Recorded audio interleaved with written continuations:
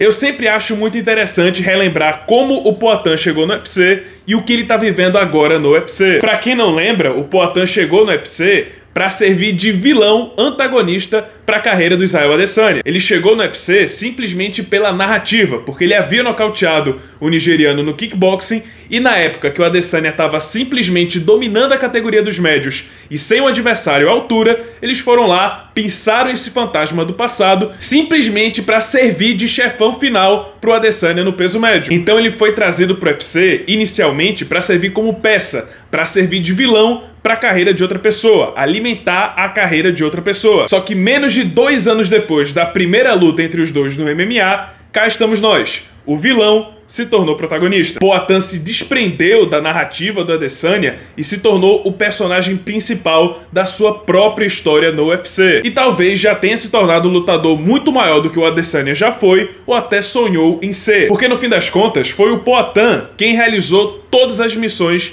que o Adesanya tinha no MMA. Foi campeão dos médios, subiu para a categoria dos meio pesados e foi campeão de lá também. Foi a luta principal do UFC 300 e já tá pensando no 3º cinturão. Pra quem não lembra, quando o Adesanya era invicto no peso médio, ainda não tinha enfrentado o Jan Blachowicz, ele ficava dizendo que talvez ele subisse pro peso pesado. E o interessante é que apesar desse pouquíssimo tempo que ele passou no UFC e de basicamente só falar 2 palavras, e chama, o Poatan também criou suas próprias rivalidades, sem contar com o Adesanya, como por exemplo, a rivalidade ainda inacabada contra o Jamal Hill e agora Jiri Prochazka, que assim como campeão, aceitou fazer essa luta em cima da hora para salvar o UFC 303. A luta já aconteceu em Las Vegas e, na minha opinião, esse foi o tipo de revanche que tira toda a mística da primeira luta, resolve todas as pendências deixadas pela primeira luta. Porque vamos lá, quais foram os pontos deixados em aberto na primeira luta? O Poatan sofreu na luta agarrada, a gente também falou da agressividade do Prochazka, que estava acertando bons golpes no Poatan no segundo round, e também falamos sobre a interrupção prematura da luta, talvez pudesse ter deixado um pouco mais. Dessa vez o Poatan sequer tocou no chão, Jiri até tentou levar para baixo depois de meia dúzia de chutes na panturrilha, mas dessa vez os pés do brasileiro ficaram firmes, plantados no chão. E outra coisa, na primeira luta o Poatan falou que já esperava a agressividade do Prochazka, e dessa vez eu acredito que ele também contava com isso, só que conseguiu se preparar melhor, ou trazer uma resposta melhor para essa agressividade, sem ter que passar o mesmo perrengue que ele passou na primeira luta. Então, ao invés de tentar pressionar o ex-campeão, como o Poatan sempre faz em suas lutas, dessa vez ele esperou pela agressividade, pelo avanço do Prochazka, para poder encaixar o seu contragolpe de esquerda, no maior estilo Israel Adesanya. E na reta final do primeiro round, naqueles segundos finais, que geralmente é quando os lutadores dão uma certa relaxada, a mão de pedra achou seu alvo de novo, só que bem no suar do gongo. Foi inclusive muito parecido com a primeira luta entre Adesanya e Robert Whittaker, que o Adesanya também derrubou o Whittaker no segundo final do primeiro round com um cruzado de esquerda. Bom, Prochazka sobreviveu, foi literalmente salvo pelo gongo, mas deu pra ver que aquele golpe mexeu muito com ele, deixou ele muito grog, tanto que ele sequer percebeu que o round tinha acabado. Ele entrou em guarda e chamou o Poatan pro solo. Então não foi um nocaute no primeiro round, mas deixou o nocaute meio que pré-encaminhado. Tanto que no segundo round, no primeiro golpe que o Poatan lançou, o Prochazka já foi ao chão de novo. E eu tenho quase certeza que a intenção desse chute do Poatan não foi de nocautear o Prochazka,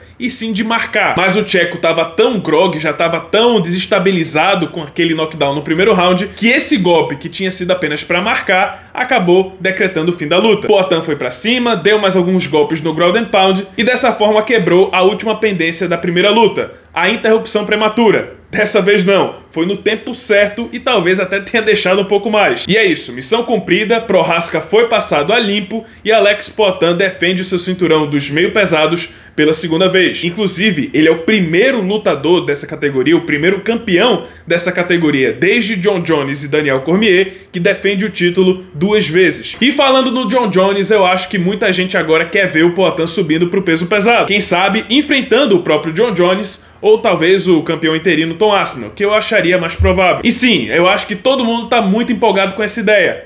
Mas eu sinceramente tenho outro pensamento. O que o Poatan fez até agora no MMA é realmente histórico, sem precedentes. Só que antes dele subir pro peso pesado, eu quero ver ele contra um wrestler. Eu quero ver ele contra alguém que tenha histórico na luta agarrada. Porque seja por sorte ou seja pelo pouco tempo que ele tem no UFC e até no MMA, até agora todos os adversários do Poatan foram strikers. E como eu falei, não é por causa do Poatan, não foi ele que escolheu a dedo e fugiu a todo custo de um wrestler. Mas não há como negar, todos os adversários do Poatan até agora foram strikers. Ele ainda não foi testado contra um cara da luta agarrada. E antes dele subir pro peso pesado, eu quero ver isso acontecendo. Quero ver ele contra um grappler. Sendo assim, acreditem se quiser, mas a luta que eu quero ver agora pro Poatan a seguir é o Magomed Ankalaev. E eu acho também que não dá pra deixar essa pendência não resolvida, afinal o Ankalaev tá com 10 vitórias seguidas. Querendo ou não, ele fez por merecer, já não tem outro nome pro Poatan enfrentar na categoria que não seja o russo. Sem falar que também não é o momento pro Poatan subir pro peso pesado. A categoria já tá muito embolada com toda aquela história do John Jones e o Stipe Miocic, sem falar que ainda tem um campeão interino que vai defender o título contra o Curtis Blades. É bem provável que até o fim do ano toda essa situação seja resolvida. Pode ser que o John Jones vença o Miocic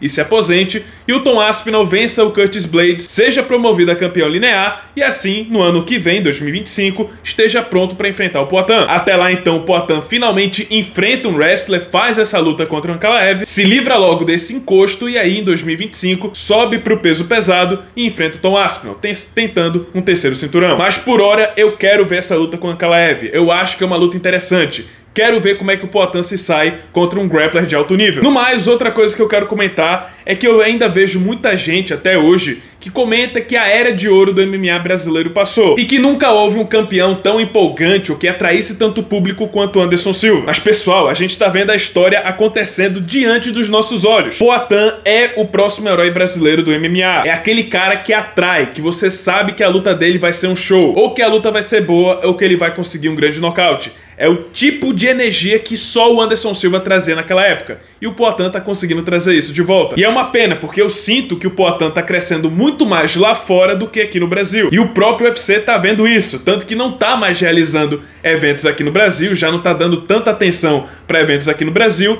e tá aproveitando para levar os atletas brasileiros que estão fazendo sucesso para eventos internacionais. Então eu peço a vocês, valorizem o Alex Poatan, porque aquelas preces que muita gente vem fazendo desde a queda do Anderson Silva em 2013 finalmente foram atendidas. Mas é isso, pessoal, esse foi o vídeo, espero que tenham gostado, espero que tenham gostado também da nova intro. Se você gostou, deixe seu like e ative o sininho das notificações para não perder o próximo conteúdo.